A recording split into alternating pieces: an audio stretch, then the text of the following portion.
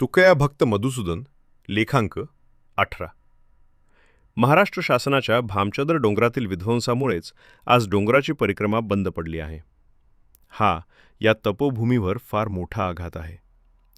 गेली 700 वर्ष अखंडपणे चालत आलेली संत संस्कृतीची थोर परंपरा व त्यातून निर्माण होणारी वैश्विक समता व मानवतावाद संपुष्टात येण्याचा धोका निर्माण झाला आहे. एखादी आदर्श परंपरा निर्माण होण्यासाठी हजारो वर्षाचा कालखंड लागतो, परंतु निर्माण झालेले अस्तित्व सत्तालोलूप भोगवाद्यांकडून संपुष्टात येण्यासाठी काहीसा कालसुद्धा पुरेसा ठरतो. आणि अशी नांदी या भ्रष्ट हरामी राज्यकर्त्याकडून या पुण्यभूमीत सुरू झालेली आहे. माणुसकीची संवेदना जिवंत ठेवणारी अशी प्रेरणास्थळे नष्ट झाली तर मानवी जीवनाचा समतोल बिघडतो.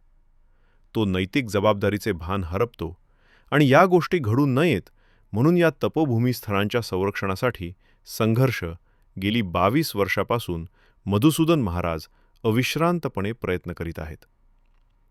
प्राचीन काळापासून ऐतिहासिक लेणी संतभूमीची पार्श्वभूमी असलेला हा सांस्कृतिक वारसा संत जीवनाशी निगडीत असणाऱ्या इतिहासाच्या पाऊलखुणा जपल्या जाव्यात व वारकरी विश्वधर्माच्या निर्मितीसाठी अनुकूल असे वातावरण या परिसरात कायम राहण्यासाठी हा लढा अत्यंत महत्त्वाचा आणि आवश्यक आहे.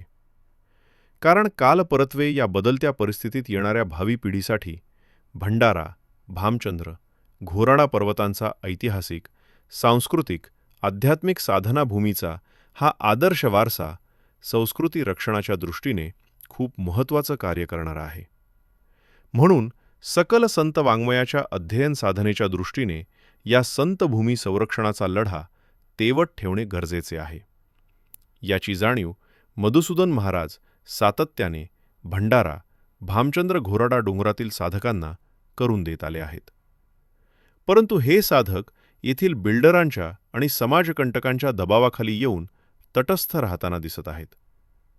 वास्तविक गाथेच्या चिंतनानंतर साधकांच्या अंगी अन्यायाविरुद्ध लढण्याचे एक सामर्थ्य निर्माण व्हावयास हवे. परंतु यांच्या साधनेमध्ये नेमकी काय उणीव राहते हे कळण्यास मार्ग नाही. देहावरचे ममत्व कमी करा हे जगाला उपदेशातून सांगणे सोपे असते, परंतु तो उपदेश स्वतःच्या अंगाला जाऊन घेऊन तसे अभयम सत्व संशुद्धी ज्ञानयोग व्यवस्थिकी हे जीवन जगणे फार कठीण आहे. देह जावो अथवा राहो पांडुरंगी दृढ भावो हे म्हणणे सोपे आहे, परंतु ते जीवनात उतरवणे फार कठीण आहे. हे वर्तमान साधकांच्या जीवनातून निदर्शनास येत आहे.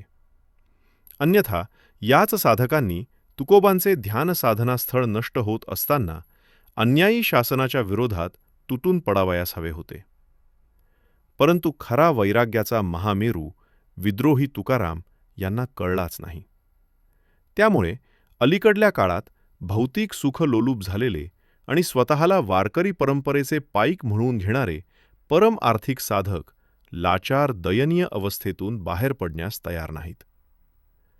मानवतेचा खरा धर्म सांगितला म्हणून ज्या सनातनी वर्ण अहंकाऱ्यांनी सर्व संतांना छळले त्या सनातन्यांच्या गुलामीतून अजूनही आपले काही वारकरी साधक बाहेर पडले नाहीत. त्यामुळे अशा धर्मांधाच्या निष्क्रियतेमुळेच या भ्रष्ट राजकारण्यांना उन्माद चढून त्यांच्या डोळ्यावर सत्तेचा धूर आला आहे. परंतु सत्तेचा उन्मादच चढला डोळ्यावर जो धूर, नशा उतरेन हळूहळू, मग पालटेल तो नूर. या मधुसूदन महाराजांच्या अंतस्फूर्तीचा या धर्मांध व नीच राजकारण्यांना विसर न पडावा. इति संकलन व लेखन विजय दणाने.